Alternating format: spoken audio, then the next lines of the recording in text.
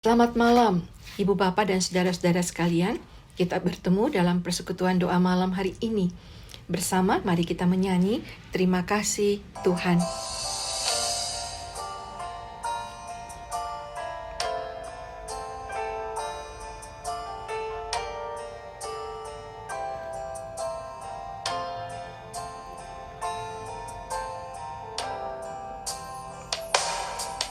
Terima kasih Tuhan untuk kasih setiamu yang ku alami dalam hidupku. Terima kasih Yesus untuk kebaikanmu sepanjang hidupku. Terima kasih Tuhan untuk kasih setiamu yang ku alami dalam hidupku. Terima kasih Yesus untuk kebaikanmu sepanjang hidupku. Terima kasih Yesusku buat anugerah yang kau beri, sebab hari ini Tuhan adakan syukur bagimu.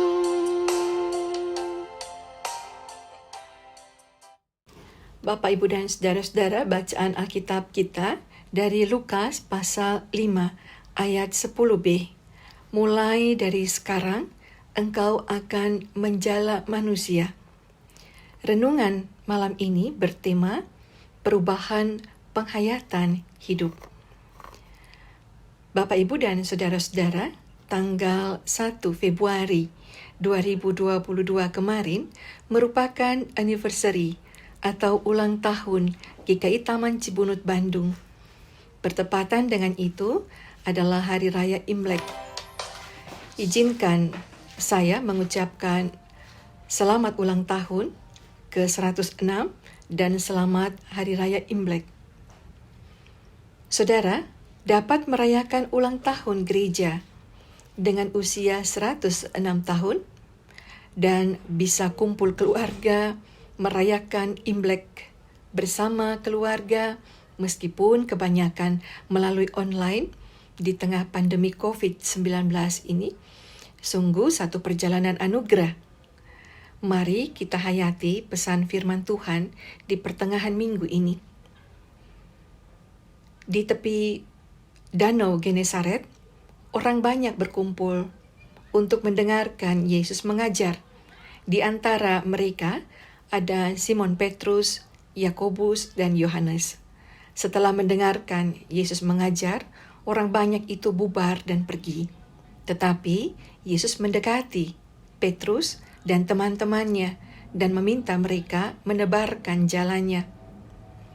Oleh karena baru pulang melaut, Petrus menjawab, "Telah sepanjang malam kami bekerja keras dan kami tidak menangkap apa-apa."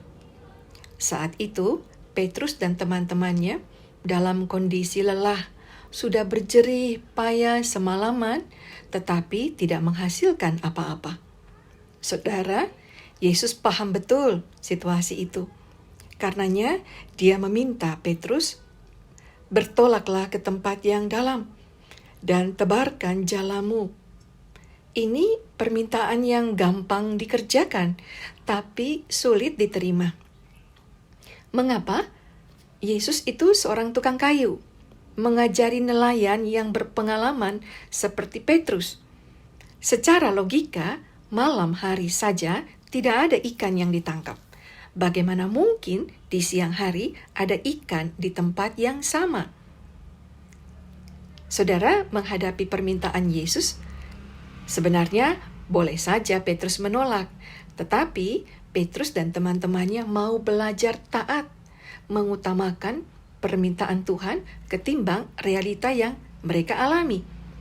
Karena itu Petrus berkata, "Tapi karena engkau menyuruhnya, aku akan menebarkan jala juga." Respon positif ini membawa Petrus pada satu pengalaman spiritual yang sangat personal. Lalu mereka melakukannya dan menangkap sejumlah besar ikan sampai jalannya robek.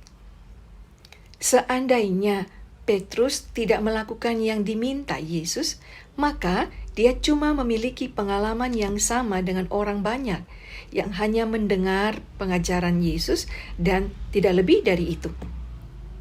Justru dalam respon ketaatan untuk melakukan apa yang Yesus perintahkan, Petrus dan teman-teman bukan hanya mendapat ikan, lebih daripada itu, mereka menyaksikan pekerjaan Allah yang besar dan ajaib yang terjadi di depan mereka.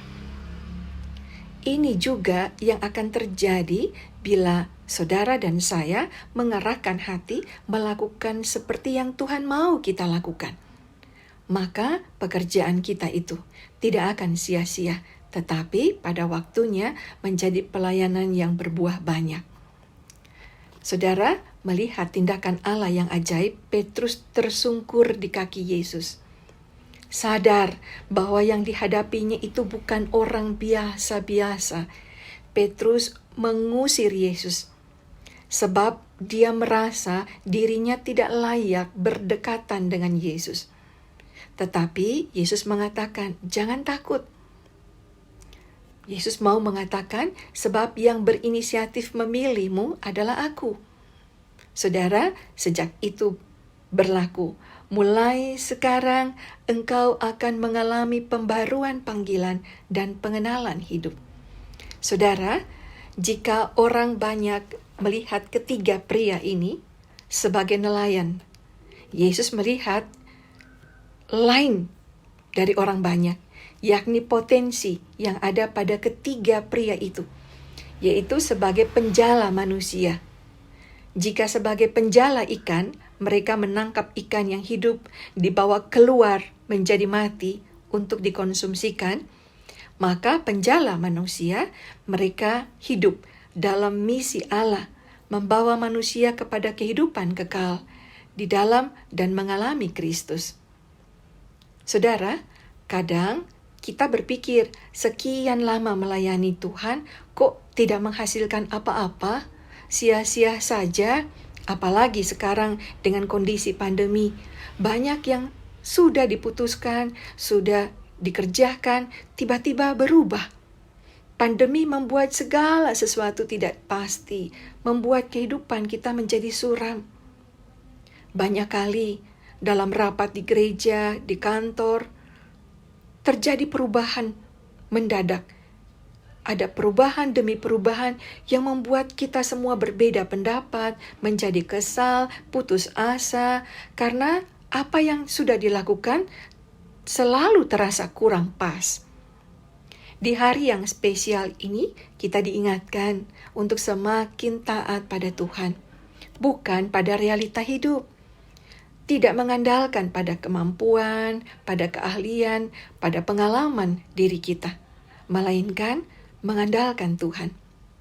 Pertanyaan reflektif sekarang, apakah kita kelelahan melayani karena rutinitas?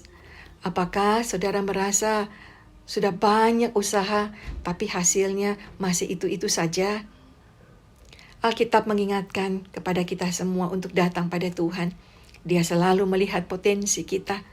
Berarti Tuhan memampukan kita dan Dia mendorong kita untuk terus-menerus membawa kita ke dalam proses perubahan, penghayatan yang dibaharui untuk mengerjakan misinya.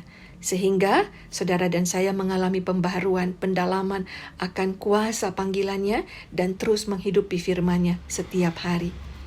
Amin.